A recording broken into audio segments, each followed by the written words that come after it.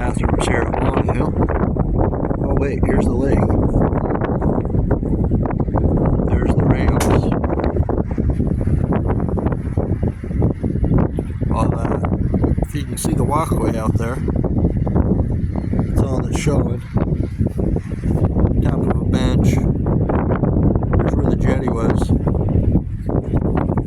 So that went all the way down the lake. The handicap jetty on the west side is 100% underwater.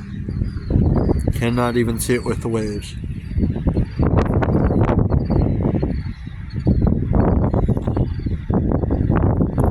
There's the yellow pillars for the walkway. The other side they got taken up by a big old tree. Walkway again. All that's left of the walkway bridge that you can see. Just for reference. Pretty dark. Pretty deep.